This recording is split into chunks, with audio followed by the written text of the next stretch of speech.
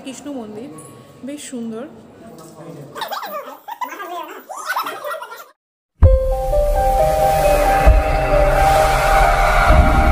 আমরা একটা জায়গায় ঘুরতে যাব আর নতুন একটা ব্লগ স্টার্ট করছি, তো সঙ্গে থাকো। আমার ভাইও টোটোতে উঠে বসে আছে।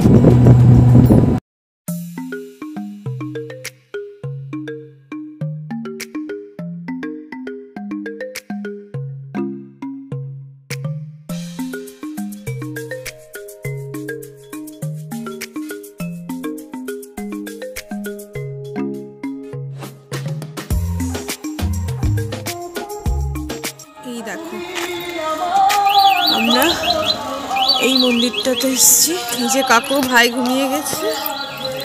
এসো, আমরা এখন যাচ্ছি মন্দিরে। এটা হলো রাধা মাধবের মন্দির।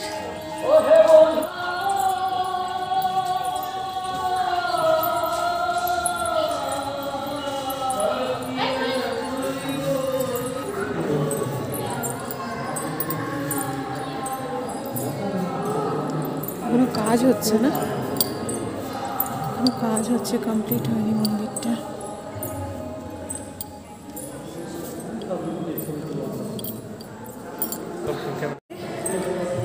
আমরা মন্দিরের ভেতরে আছি এখন, যদিও ভাই ঘুমোচ্ছে।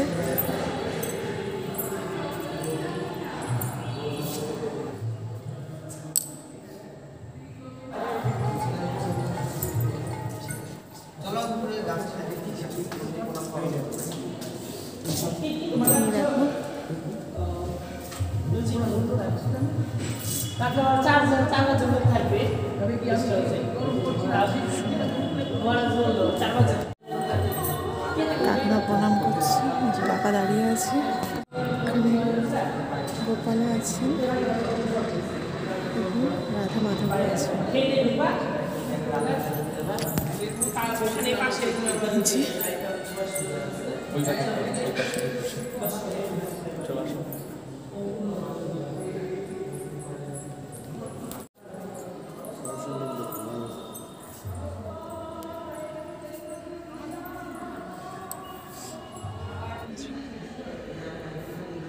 সবকটা অনেক অনেক ঠাকুর আছে।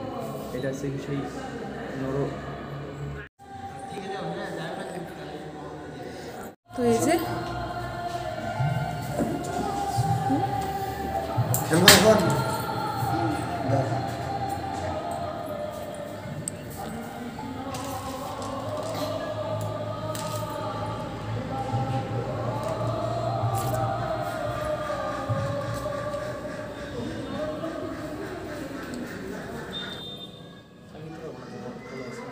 তুমি খাইয়ে দাও,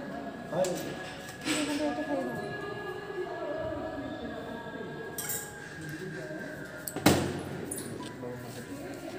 তো এটা ঠিক মায়াপুরের মতোই একটা কৃষ্ণ মন্দির, বেশ সুন্দর। যদিও কাজ হচ্ছে, এখনো কাজ কমপ্লিট হয়নি, কিন্তু বেশ সুন্দর। ভাই ঘুমিয়ে পড়েছে, নাহলে আরেকটু ভালো লাগতো। ওই যে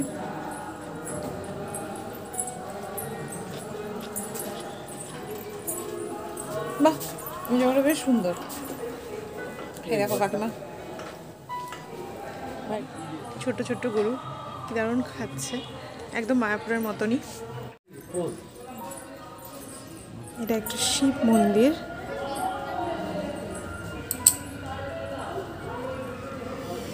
এখানে খুব সুন্দর একটা পুকুর করা আছে, ওখানে একটা শিবলিঙ্গ আছে।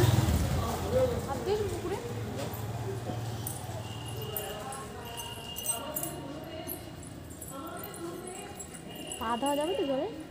দেওয়ার দরকার কি জলে পা? হাত ধোবো। ঠাকুরের করা আছে যেহেতু দেওয়ার দরকার নেই জলে পা।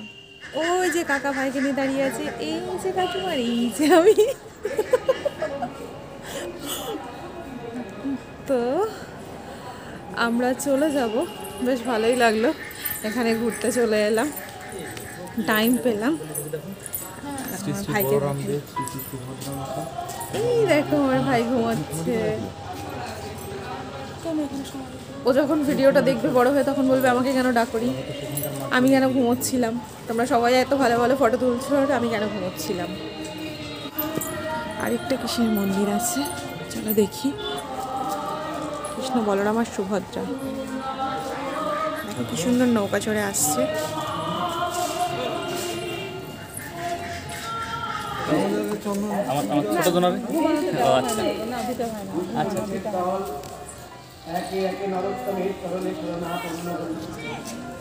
তো সিঁড়ি আছে একদম মায়াপুরের মতোই,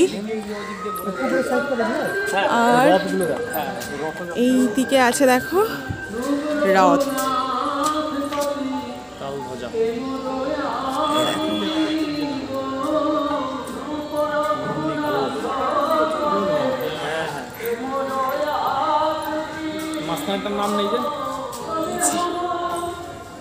তার মানে রথের সময় বেশ ভালো এখানে রথযাত্রা উদযাপিত হয়, এটা দেখেই বোঝা যাচ্ছে।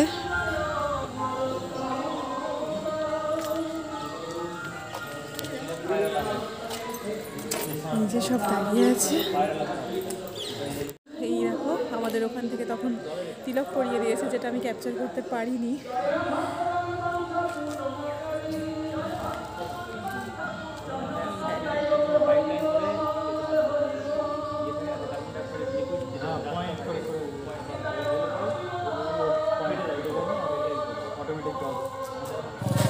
টোটাল মন্দিরটা এটা। তো ওই যে মন্দির থেকে আমরা বেরিয়ে গেছি, আরও একটা কিছু একটা দেখতে যাচ্ছি, দেখা যাক কী দেখতে যাচ্ছি, সেখানে গেলেই বুঝতে পারবো। যেহেতু এখানে আমি কিছুই চিনি না, তো যাই, তারপর দেখাচ্ছি কী দেখতে যাচ্ছি।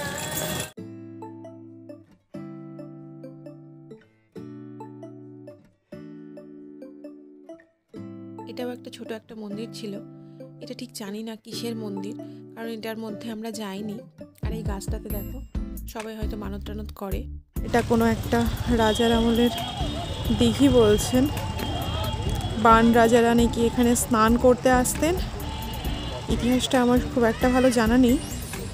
তো যেটা দেখতে পাচ্ছ সামনে তোমরা, এটাই হলো দিঘি, যেটাকে বাউন্ডারি করা হচ্ছে। এই যে কাকু, এই যে কাকিমা, আর ওটা যেন কি বললা তুমি, ওটা যেন কি? ও ফেরিয়ালা সেন্টার। চলো তো ফেরিয়ালা স্টিল ভাঙা, লোহা ভাঙাও দেখিয়ে দিই, বালতি ভাঙা। তারপরে এই দেখো ফেরিয়ালা সেন্টার একদম সব, হ্যাঁ প্লাস্টিকের জুতো ছেঁড়া সব। কাকু একটা একটা করে মনে করছি টিন ভাঙা, লোহা ভাঙা কী কী বলে ওনারা। তো এটা হলো তোমার ফেরিয়ালা সেন্টার। এই দেখো এখানে ওনারা,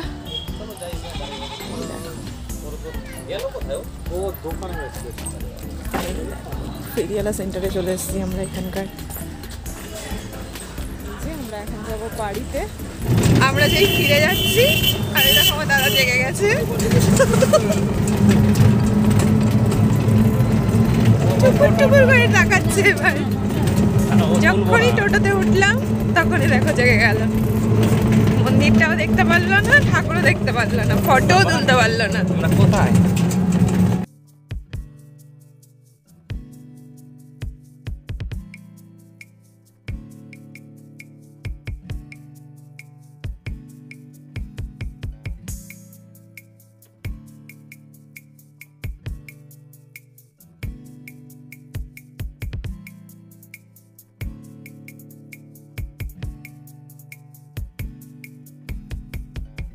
দেখো কি সুন্দর মাটির তৈরি দোতলা তিনতলা বাড়ি, দেখে মনেই হচ্ছে না মাটির বাড়ি।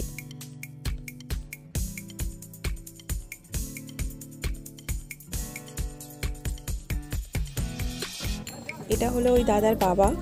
কাকুকে তোমাদের দেখাতে পারিনি কারণ কাকু বেশিরভাগ টাইমটাই ওনাদের ওই দোকানে কাটান। আর এই দাদা স্কুল টিচার, এনার একটা ভাই আছে, ইনিও স্কুল টিচার, যার ঘরে আমরা রয়েছি। দেখো আমার ভাড়ো, আমরা বাড়ি চলে এসেছি। নামো। এই দেখো যাওয়ার সময় জেগে গেল, ওখানে গিয়ে ঘুমিয়ে গেছে, আসার সময় জেগে চলেছে। তো এই যে আমরা বাড়িতে পৌঁছে গেছি। ওই দেখো দিদিও,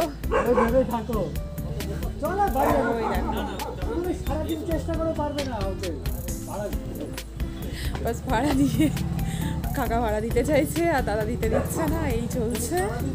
তো এই যে আমরা এখন ঘরে পৌঁছে গেছি। তো আজকে এখন বেরিয়ে যাবো, মোটামুটি 8টার দিকে বেরোবো। চেষ্টা করবো তোমাদের শেয়ার করার, দেখা যাক কতটা পারছি।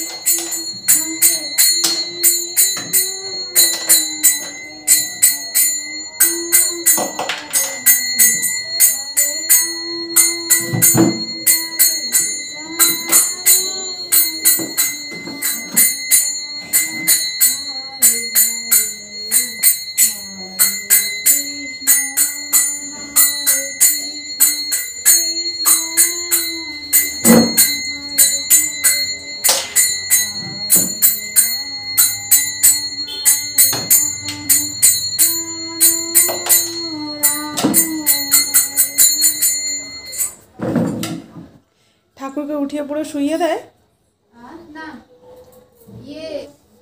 চূড়াগুলো ও, ঠাকুরকে ওঠাতে হয় না। না